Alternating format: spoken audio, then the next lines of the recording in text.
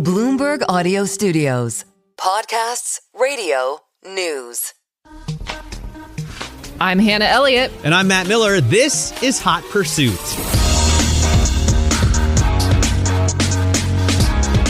Coming up on today's podcast, get ready to hear me gush about trucks. I had a chance to sit down with the global VP of GMC and Buick, Jaclyn McQuaid. Fascinating interview about growing up in Detroit, about learning to drive with a Suburban, about basically taking over General Motors. I mean, short of being CEO and president, she's done pretty much everything.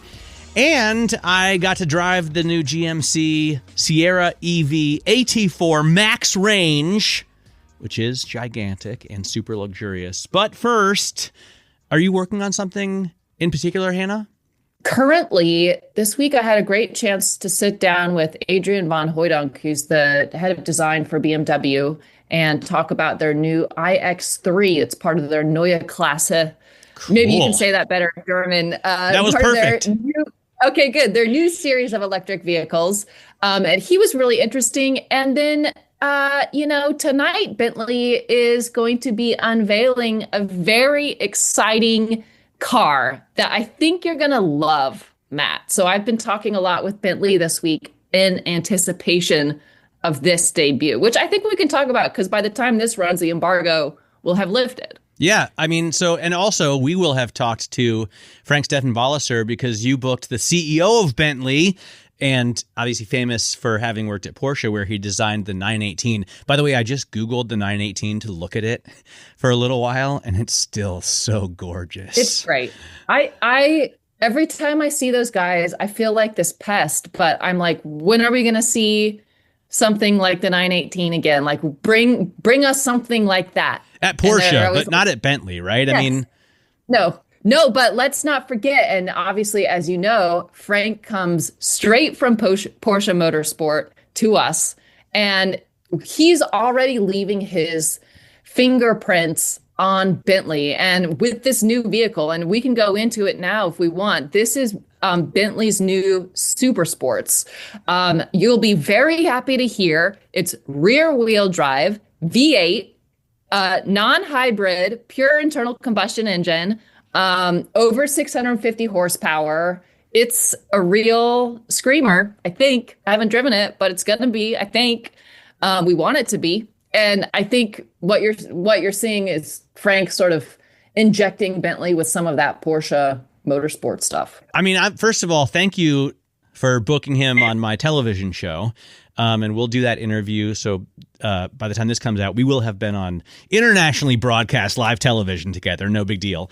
And a deep tease next week, we're going to have him on the podcast. So that's cool. But just to go into what they're showing you tonight, I'm excited about it because Super Sport, because V8, because for rear wheel drive, for all the reasons you mentioned. But this isn't. I mean, he just signed up, so it's not like this is the Frank-Stefan Walliser car yet.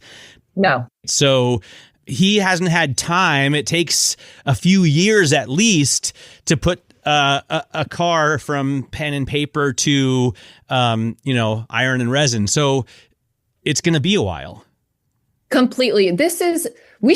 Frank, time flies. Frank started in 2024 at Bentley. So he's been, I think it was July or August 2024. So Frank's been with Bentley, but you're right. This is a really big ship to turn. As you know, the life cycles of cars are multiple years long. And so, yeah, it's going to take time. I think he's, taking the long view as our German friends typically do, which is good. I can't wait to hear more from him. We should say we are recording this podcast on Thursday afternoon. The reveal event is tonight, Thursday night. And then we're going to talk to Frank tomorrow on TV on Friday. And then the podcast will go live after that. So we've got to get our chronology straight for everything we're talking about here. But yeah, I think this is like the first little taste of this is an indication of where Bentley wants to be going. I think that's the best way to read it. This is an intent from them to basically say, they're still going to do V8, they're still going to do internal combustions, they're going to make cars that you're going to want to drive. The rear wheel drive alone, I think, is exciting. It's the first time we've seen it on a super sports. All of those are indicators about where the company intends to go. By the way, I hope, he's the industry genius, and I'm just a guy who looks at cars on the internet and stuff. But I hope, apropos your story, for Pursuits a couple of weeks ago, that they simplify things a little bit, or they continue to, because everything that I drive, but certainly also the Bentleys that they're coming out with now, they're so complicated, right? And so much works through the screen and the infotainment system, and they have all these turbochargers and all-wheel drive systems and automatic transmissions, and it's just like, I really have this urge to go back to the basics. That's why I'm fretting over this air-cooled 911 search that I've this hole that I've fallen into.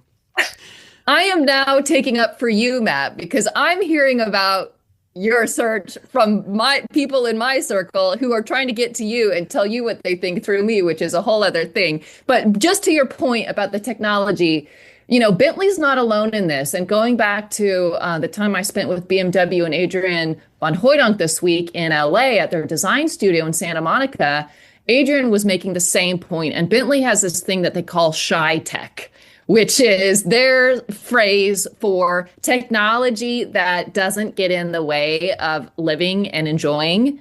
And they are supremely aware that not all new tech is necessary or necessarily welcomed by consumers.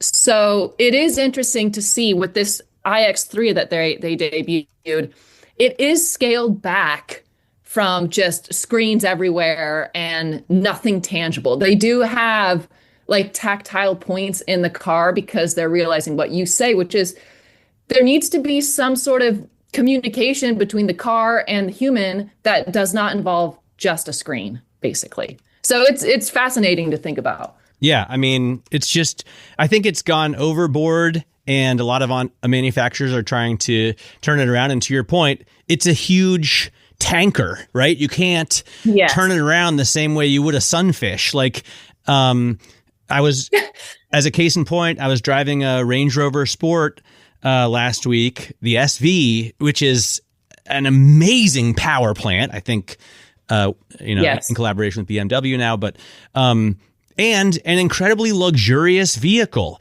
The design is not necessarily to my taste. I like the full-blooded Range Rover rather than the Sport, but this thing is, expensive, and it's got a lot of real leather and wood in it, and carbon fiber wheels on this SV, and it's fast and it handles well. The biggest problem I had was the infotainment system. Like, everything, including the HVAC, was through the screen. You couldn't change any of that stuff. And the infotainment system is the last thing I want to worry about. It's the last thing I want to care about. I would rather buy a car that doesn't have one, and that's, what I'm working on doing right now. But I'm sure that the people at Land Rover, just like the people at probably at Bentley, at Porsche, at Mercedes, everywhere, BMW, want to reverse that trend because they realize the pendulum has swung too far. And of course, you're going to want to sell, everyone's going to want a navigation system, or most people will want one. So you're going to have a screen, but you want to have a volume knob. You want to have HVAC controls. You want to be able to quickly push a button for something like, I don't know, a camera system. So yeah. And here's one of the challenges and part of the problem, I think, why they get tripped up. Buyers in China are very happy to have their cars basically like computers. They do not have the same feelings necessarily in general that we have about wanting some sort of tactile engagement. And for a long time, automakers thought China was the future for their company. So they started creating cars that were geared toward consumers who appreciated their car like they might appreciate a video game console, interfacing with the video game. now that China has proven to be a very, very tough nut to crack and to compete with, especially for automakers like BMW and Mercedes and Porsche, now they're kind of like having to rethink all of that because buyers are different in China. And if China's not going to be this cash cow that they thought it was, now what? So I still think there's a lot of indecision and uncertainty about how to pivot from here. They're experimenting. It's interesting that you mentioned the video game thing, because in my deep dive on all things 911, I've read a lot about engineers designing the electronic assist steering system for the 991 generation, which is when they went away from the hydraulic assist rack and pinion. And the biggest concern was that it would feel like a video game. So they wanted to get it right in terms of still having that real connection with the road feeling. And I think they did a pretty good job of that. We're going to take a quick break. We come back, we'll talk about my search for a new 911, although I obviously want probably a very old one. And we'll talk about the person behind some of my all-time favorite trucks, my one-on-one with GMC Global VP Jaclyn McQuaid. That's all coming up right after this. I'm Matt Miller, along with Hannah Elliott. You're listening to Hot Pursuit. So when I was growing up, Audi and Porsche were the same dealership, just to make a little segue here. And, as I said, my dad had an Audi, but we would go to the dealership and I would lust over these Porsches. And I guess they must have been Carrera 3.2s, that generation, early 80s kind of thing. And so I don't know what spurred it, but I got really interested, as we talked about last week, in this America Roadster, which is a 964 on Bring a Trailer last week. And then it went for what I felt like was a too cheap of a price. And then that got me thinking, like, why don't I have an air-cooled 911? Like, why have I never experienced this thing? And I've always kind of made fun of these Luftgekühlt people, like this cult, right, around air-cooled. Cult is real in the Luftgekühlt world. It's really a cult, right? Because you watch the YouTube videos and these guys are like, not only did I get a great car, but I landed a great group of friends, and like I've met so many people through this car. That's not what I want to do with a car, I want to drive it. But I want to hear it, and I want to smell it, and I want to feel it, and I want to be a little bit scared. And I don't know why I've never really checked them out. Like when I did buy a 911 10 years ago, but I immediately went for the newest model for the 991, which I absolutely loved. And I never had any mechanical problems. It was so reliable, so fast, handled so well. But I want something that's maybe a little bit less reliable, not quite as fast, and is a little more dangerous. That sounds fun to me. I mean, first of all, I have to say that the love of, as you know, air-cooled Porsches existed far before Luftgekühlt.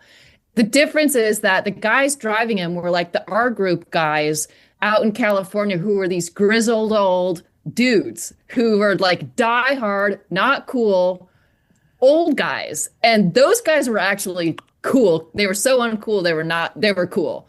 I mean, all of that existed before all of the hipsters came and, so like, I like the idea of tapping into that, like the pre-Luftgekühlt, like diehard love of it, which was cool. And those guys didn't care about it. They weren't creating content with their cars. They didn't even have cell phones. They were just out driving. There wasn't YouTube. Yeah, no, like that's actually like legit and OG and very cool. So like, I totally agree with that. I have to say, I did get an earful from our bosom buddy, Steve Serio, who had to tell me that the car that got away, your Moby Dick, he read through it and it had been in an accident. Wow. And that may have led to the reduced price. Yeah. Well, you know what? I have particular vehicle. It might not have been as great as you thought. That's true. And I hope I can find one for less money because I don't want to necessarily pay that much. I will say, in terms of accident cars, because I'm looking at literally every car that's for sale, literally every P car. My 911 that I had for almost 10 years, I also had got into an accident. a truck ran into my left rear quarter panel when I was parked. And it resulted only in, a big old dent, which I immediately had repaired with all original parts from Stuttgart and at the Porsche dealer. So, which was an expensive endeavor. But by the time I went to sell it, it obviously had the accident on its, on the Carfax or whatever you call it.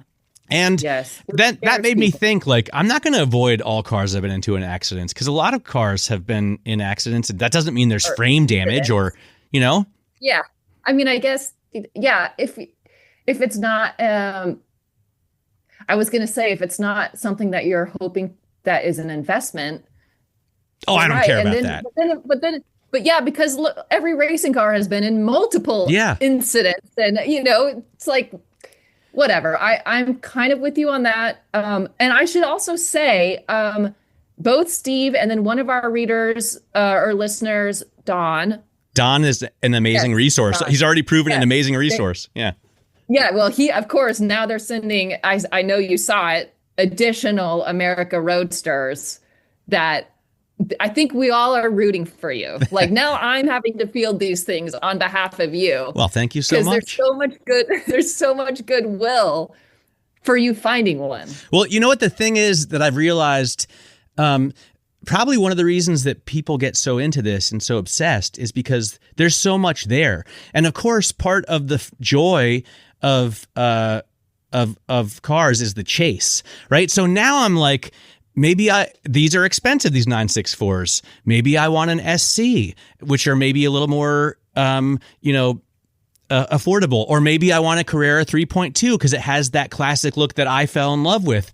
Or maybe I even want a 993 because it's the end of the line, although I don't like the way the headlamps slide by. And then I start thinking about, the early ones have torsion suspension. Then they got coilover shocks, and the early ones have totally direct steering. Later you get a hydraulic assist. And there's so many variables that there's like a million things to learn and sink your teeth into. This is all just to say, I kind of wanted to pitch our listeners on, if we did a whole show that was just a buyer's guide, a 911 buyer's guide with someone who knows a lot of stuff, like Steve Serio, or maybe Magnus would join us, or maybe this guy Nathan Mertz. Like, I wonder if people would want to listen to that. I'm sure they would, and I think we should do it with whatever expert. Maybe we get a multiple. Maybe we have multiple. Maybe I don't know how we do it, but sounds great to me. I think you're right. Right. And tell us, everybody, like, hot pursuit at Bloomberg.net. I think you're right. And we should do it. Yeah. Hot pursuit at Bloomberg.net. Should I buy a car with a 915 transmission, or do I have to have the G50? Okay, that's enough of that. We are going to talk about other automakers, because I did get to sit down with Jaclyn McQuaid, and I did get to talk with her about, she is such a truck person. But also, like, she's an engineer. She's worked in paint. She was in charge of making the Cadillac Escalade V. Cool. So she made probably, my favorite SUV. I don't know if I haven't thought about it long enough to say of all time, but that is a behemoth with a supercharged American V8. Like, I love it. And she's run Europe. So she's run entire continental businesses for them, and now she's back home at GMC. We'll check out my interview right after this.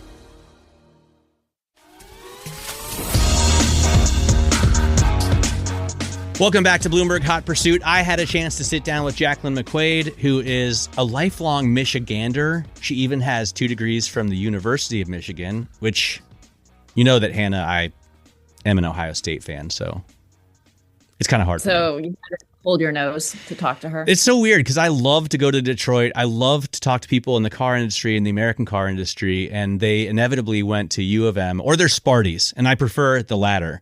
But as someone from Ohio, there's an old story of the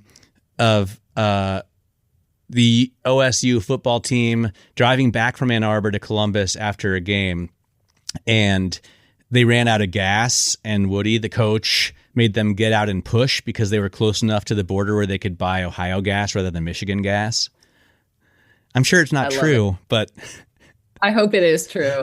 I love that. That's Anyway, the best Jaclyn is awesome. And to be fair, Michigan has won against Ohio State for the last 4 years in a row.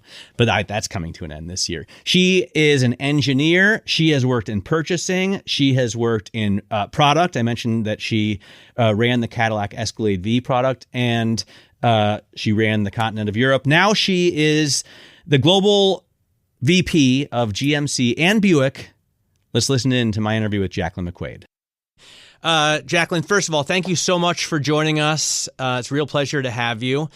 You have an incredible resume, but it's all at one company. It's all at General Motors pretty much, right? Because you started there straight out of University of Michigan and have done everything from interning at paint shop, as far as I know, to running a continent. So tell us about your journey, like how you got started there to begin with. Yeah, it's literally been all at General Motors. You're absolutely right. I started before I graduated from University of Michigan. I started as an intern. So your data is accurate. I was an intern in paint engineering back when I was, summer after sophomore year of college. I interned with GM. So I did one summer in paint engineering, which was actually really fascinating. They tend to hire more chemical engineers, and I was mechanical. But when you think about what the design studio does to come up with these really unique colors, and our design studio, they're watching New York Fashion Week, they're following European fashion, they're really projecting fashion into automobiles when you think about interior and exterior design. And exterior color is something that just gives an impression of a vehicle when you first see it on a lot or driving down the road. So there's a lot of design work that goes into that. Paint engineering then gets the task of actually creating that color and creating it in a way that's color fast, and that can match across different mediums as you're painting, from the vehicle body to maybe the fender, et cetera.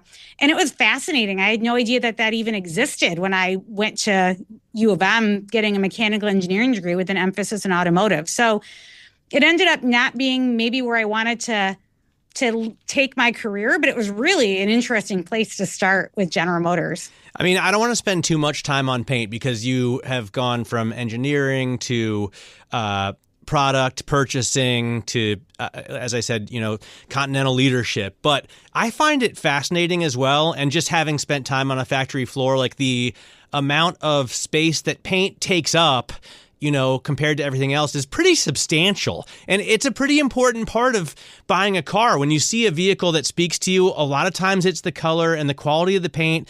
I think as someone who cares a lot about cars is important. And you can also see changes through different periods of time. Like sometimes, for some reason, the public only wants grays and black and white. And sometimes, like, GM now is making crazy purples and oranges. And even on the conservative, I would say, trucks are more conservative than, say, a Corvette, right? But even on the trucks that you make, you have these greens and these smoky blues.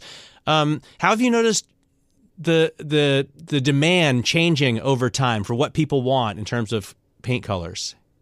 Well, yeah, I mean, at the end of the day, a vehicle is a very emotional purchase. You got people that love their vehicles. You've got people that name their vehicles. My daughter would hug her vehicle. She just loved it. And so these are emotional purchases. And it really starts with, how does a vehicle make you feel when you first see it?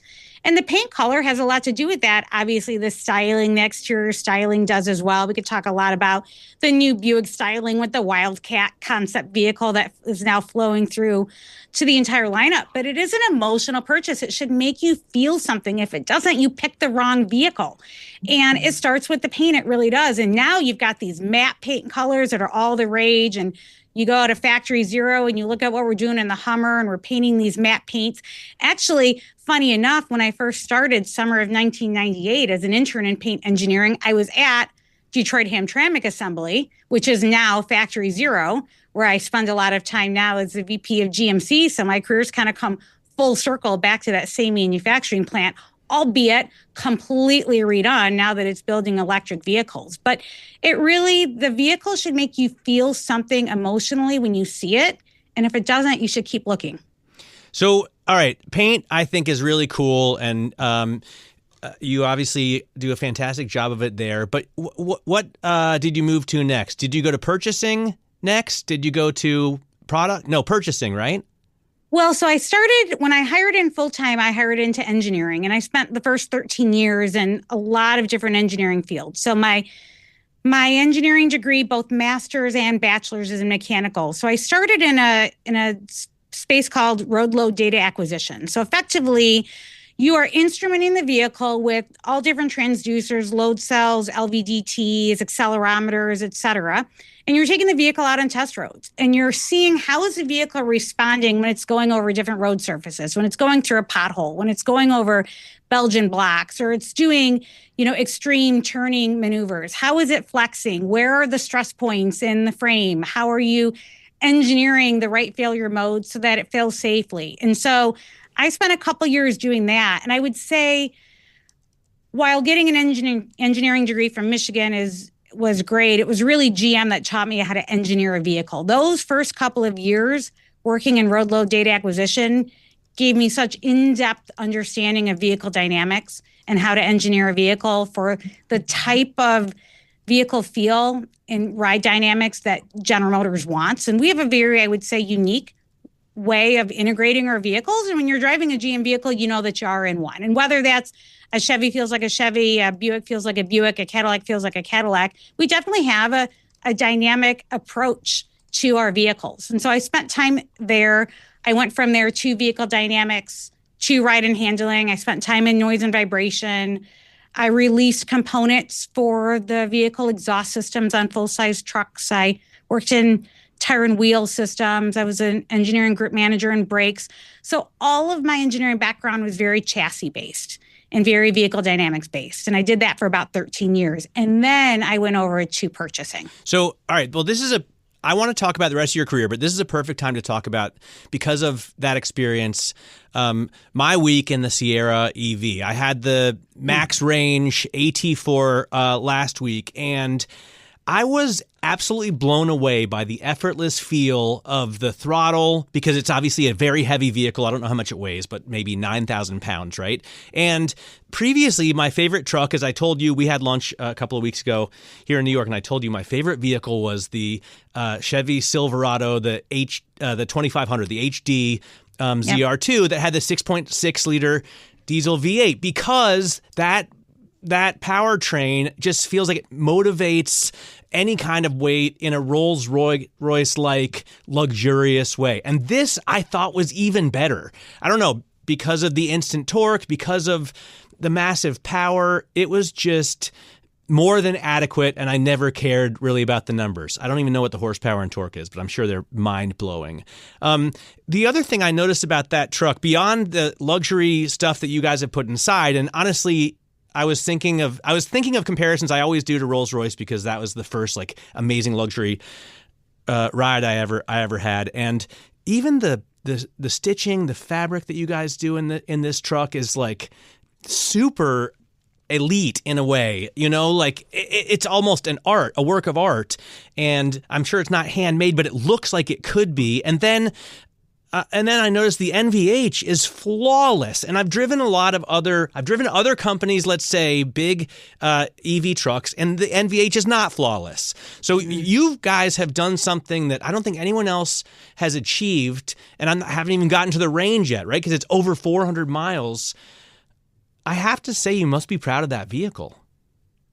Yeah, I'm super proud of that vehicle. So I'm glad to hear you were in the AT4. That's actually my daily driver. So I'm in a Sierra EV AT4. So I understand exactly what you're saying and completely agree. It really comes down to the initial engineering of the vehicle. When we set out to do an electric truck, we said, okay, we're going to do it right, and we're going to do a purpose-built electric truck from the ground up. And when you do that, you can engineer in the dynamics and the NVH of the vehicle from the beginning. So you get the batteries down low. You create a really low center of gravity. The way that truck handles for a vehicle that large, the way it handles the vehicle dynamics of it, yeah, it's incredible, because we've really created the structure of the vehicle using the batteries. They weren't an afterthought. They actually create the vehicle structure. And so you've got great structure to it as a result of that. I mean, this truck 0 to 60 in like 4.5 seconds. It's crazy moving that much mass, but it was engineered to do that. And then from an NVH perspective, when you think about an electric vehicle, and I spent a lot of years doing NVH at GM, I did it for over 4 years here, all on full-size truck. You think that when you do an electric vehicle, you're doing something great because you're taking all that engine noise out. The reality is engine noise masks a lot of other noises. And when you take that engine noise out, you have the risk of other noises popping up if you've not correctly engineered and integrated that vehicle to accommodate for the lack of that masking noise that the engine naturally provides. We went into the engineering of this truck understanding that, and we integrated the entire system to work together for an electric propulsion system. It's a great point because I've driven so many EVs where, because there's no engine noise, this is exactly what you said, but I'll give you my version. I can hear all the rattles and squeaks, right? If the headliner isn't aligned perfectly or the glove box is shaking, you know, I always put baby seats in the back because I have little kids. Everything, you hear everything. And there was absolutely none of that in this truck. The handling, I thought, defied physics. I don't know how much, I don't know if you'll tell me how much it weighs, but I imagine it's 9,000 pounds. And I also thought the braking feel was perfect, which is something that's tough to get right on an EV because you're trying to do regen, right? You're trying to help add back to the battery. So did you guys win awards for this vehicle? I mean, I don't read the industry press that much, but I imagine you must have gotten accolades for it. Yeah, we got a lot of accolades. There have been, a lot of publications that have tested this vehicle. When you look at what we put out as the max range, which is what you were driving, which is what I drive every day, it's 478 miles is what we publish. But we've had so many industry professionals get in it and take it for rides and get far in excess of that. It really depends on, what your driving type is. Obviously, for an electric vehicle, because of regen braking, as you said, your fuel economy is actually better in sort of stop and go city type traffic, which is completely contrary to an internal combustion engine where you want to be on expressway the whole way, right? But you don't get regen braking there. So depending on how you're driving the vehicle, what range you get. But you have to remember, GMC is really the only truly premium truck and SUV brand out there. And you look across every truck and SUV brand, it is truly, truly premium. And so that has to flow into everything we do, Matt. That's got to flow into the vehicle dynamics. That's got to flow into the brake and throttle feel. That's got to flow into the interior and how we do fit and finish and how we craft it. Because when we say it's premium, our customers are going to expect that in every facet of the vehicle, and it's up to us to deliver that. I did think, and I hope I don't get in trouble for saying this, but I thought it was better than your internal rivals. Like the Escalade, I think the Escalade IQ is, I love the shape, I love the look, the design. It doesn't handle as well as the Sierra, and at least in my experience, I've driven it twice. I don't know why that is. Is it harder to build a 3-row version? Is there something inherently easier about building a pickup truck? Is it separated like the old pickup trucks? Like could you take off the bed and replace it with something else, or is it all one piece? Well, I mean, it's just a different dynamic, right? You've got the bed and you've got the box that are going to be flexing as opposed to, an SUV with 3 rows. It's going to be all one body structure. So there's certainly a different way that you're going to tune it. You've got your cab mounts and your box mounts that are going to be done a little bit differently when you've got the split. It's just about really how you tune it. I'm GMC biased. I learned how to drive on an 82 GMC Suburban back in the day. That was when GMC had the Suburban nameplate as well as Chevy. Yep. So I've been a GMC fan as long as I can remember. So somebody asks me, I'm going to say I love the GMC Sierra above all else. It's nice to hear you say that as well as an independent third party. I'm partial to it. Do you, let's talk about that, because I don't want to pigeonhole you as a truck person, but you started driving trucks when you were a kid. And does your family, do your friends, are they like, I knew you would do something like this because you were into it back then and now you're actually designing them? Yeah, my dad would have said that. He would not be surprised at all. We lost him a few years ago, but if he were alive today, he would say he would not be surprised at all. I've always loved trucks. When I first came to General Motors, and I got to start working on trucks pretty early on in my career, probably about 3 years in, I started working on trucks, and I've really never looked back. And that's the thing with the truck organization here. When they find you and they love you, they kind of tend to hold on to you, which has been great for me because I've loved it. And my aspiration early in my career was to be chief engineer for a full-size truck. And I reached that goal when I became the chief engineer for the heavy-duty truck. And that was back in, 2016. And I thought, well, shoot, now what? I still have a long way to go. And then I moved on from that to executive chief engineer of mid-size truck, and then executive chief engineer of full-size truck. And then I'm kind of looking around saying, gosh, I'm like 44 and 45 and I've hit the pinnacle. I better figure out a new pinnacle. And that's what then took me to Europe to run General Motors Europe for a couple of years and brought me over here to run Buick and GMC. But leading the truck organization was absolutely a highlight of my career because, I am a truck person. I've driven trucks my entire life and I will continue to. It's just what I love.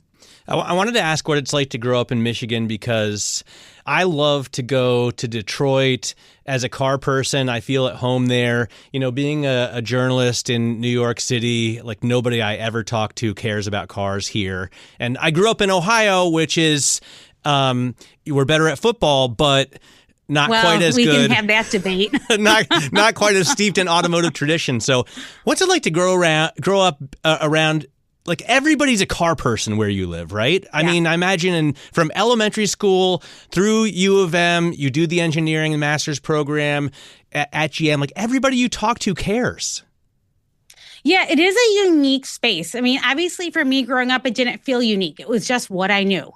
And if you're somebody who's mechanically inclined, and I grew up, I just wanted to know how everything worked. I would tear things apart just to try to put them back together. Or if something at home broke, my dad would tell my mom, don't fix it. Let's see what Jaclyn can do with it. That's just something that I've always loved. And so automotive was so natural for me. And I was around people with a passion for automotive. I wasn't the type personally that was wrenching on cars in the driveway, probably because my dad wasn't a wrencher. And so we just sort of didn't do that. I just had an interest for the industry. And I fell in love with it even more in college. And then when I came to General Motors, that really solidified it. But I was around people all the time that had this passion for automotive as well. Now, as I work in this industry and I start getting around, I realize it's just not that way everywhere else in the country. And I think it's just such a unique culture we have here in Detroit. And I'm super proud to be from Detroit. I'm super proud to still be living in the suburb of Detroit. Detroit has really reinvented itself over these last several decades. It's a city I'd be incredibly proud to take anyone to when they come to visit. It's a really great automotive town. Is there a car or a truck, you mentioned the 82 Suburban, that evokes in you a real feeling of not only nostalgia, but desire? Like, do you want to get one of those and restore it and put it in your garage? Or do you have, a weekend driver that you really love? I would love to get, I was actually going back not too long ago, a few years ago with my sisters. We were trying to find a picture of that old Suburban. We all learned how to drive on it, and we're all trying to find a picture of it, and we couldn't. I would love to get one, and just because it does bring back just such great memories. I'm one of 4 daughters, and we all took our turns learning how to drive on that beast, and it was... I tell you what, if you can park in a high school parking lot in that, you're done. You're good. You can drive anything. You're good. You can drive anything, which is why both of my kids learned how to drive on full-size trucks.